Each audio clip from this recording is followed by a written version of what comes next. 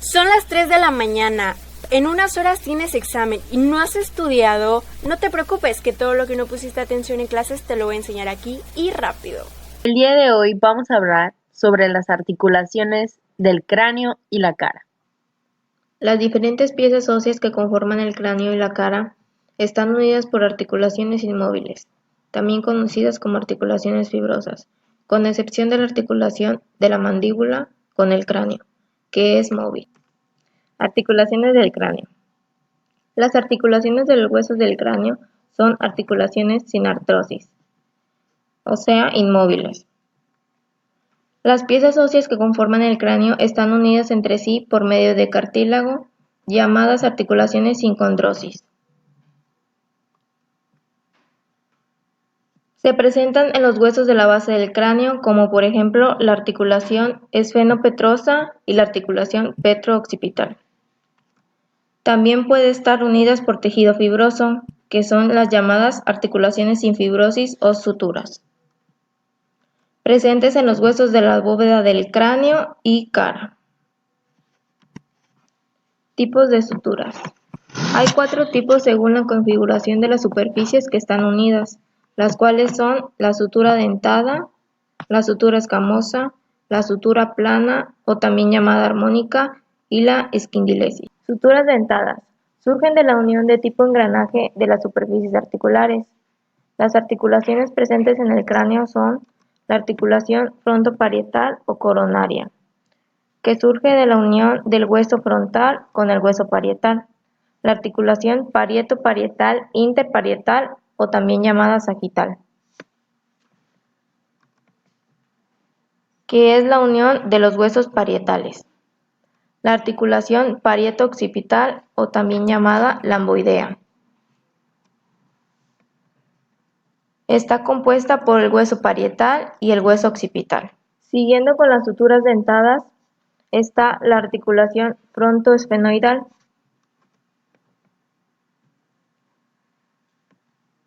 que se crea por la unión del hueso frontal con el hueso esfenoides, y la articulación frontoetmoidal,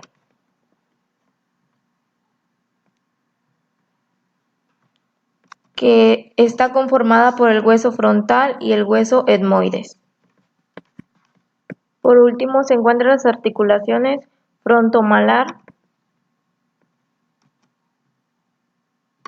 que está conformada por el hueso frontal con el hueso malar o también llamado cigomático, y la articulación frontonasal, que se conforma por el hueso frontal y por los huesos nasales. Sutura escamosa. Esta sutura va a estar formada por la articulación del hueso temporal y del hueso parietal. Esta sutura es llamada así por la forma que tiene de escama de un pez y porque sus superficies articulares son rugosas. Las suturas esquindilesis. Esta sutura también es llamada así por la forma que tiene de un clavo. Esta sutura se va a encontrar en lo que es el hueso del vómer y el pico del esfenoides. Suturas armónicas, o también llamadas planas, van a estar en lo que son las articulaciones de la cara. Mayormente se encuentra en lo que es la articulación del hueso nasal. Como lo podemos observar aquí, sus superficies son lineales y la forma de la articulación es plana. También lo podemos encontrar en lo que es la articulación del hueso palatino con la apófisis pterigoides del esfenoides. Las articulaciones de los dientes, que son de tipo gónfosis, van a estar formadas por lo que son la articulación del alvéolo, del hueso maxilar superior e inferior, con lo que es la raíz del diente, y van a tener un medio de unión que va a ser el ligamento periodontal. En las superficies articulares, por parte del hueso temporal, se encuentra el tubérculo articular del apófisis cigomático de dicho hueso, que en su parte inferior se encuentra revestida por una capa delgada de fibrocartílago.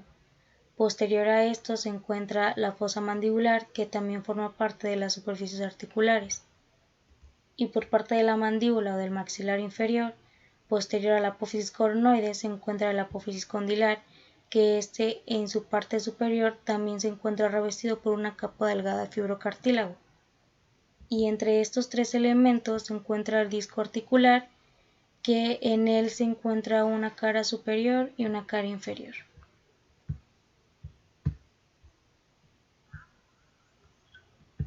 Vamos a continuar con los medios de unión de la articulación temporomandibular.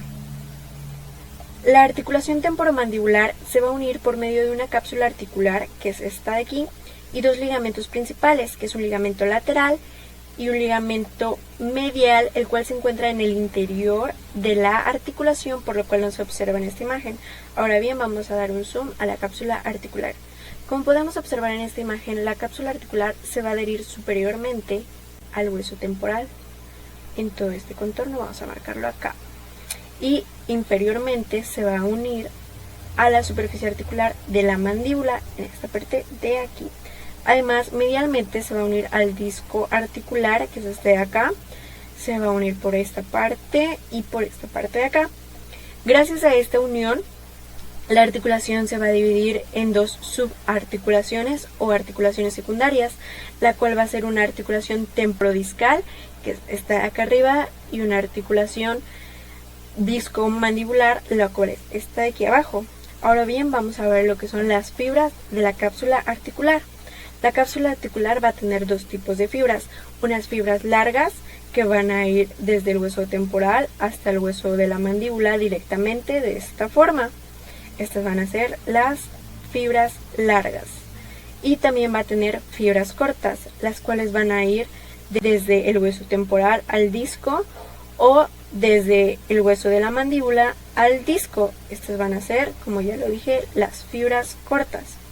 Estas fibras cortas van a formar además un haz grueso y corto, que es este acá, es este aquí, como podemos ver, es un haz corto y grueso que va desde la fisura petrotimpánica a la parte posterior del disco articular.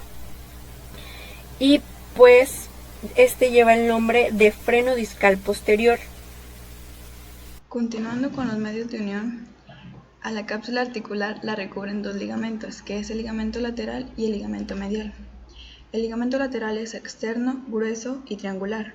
Refuerza la parte lateral de la cápsula articular y de esta articulación. Se inserta superiormente en el tubérculo cigomático anterior y en la parte vecina del borde lateral de la fosa mandibular, y termina en la parte lateral y posterior del cuello de la mandíbula. El ligamento medial se encuentra internamente, refuerza la parte medial de la cápsula articular, es delgado y menos resistente que el ligamento lateral.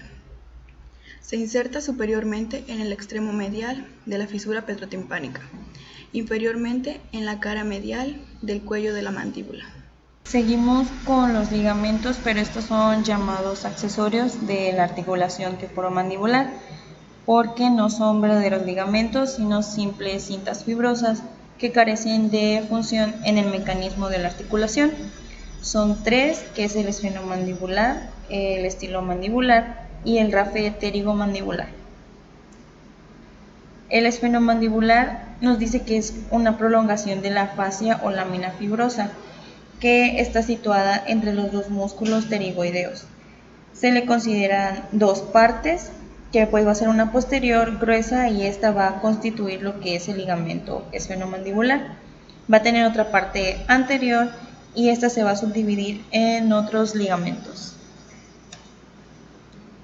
El ligamento estilomandibular es una cinta fibrosa y esta se va a insertar superiormente en el borde lateral de la apófisis estiloides, aquí, cerca del vértice de esta. Aquí está el vértice. Y pues inferiormente en el ángulo.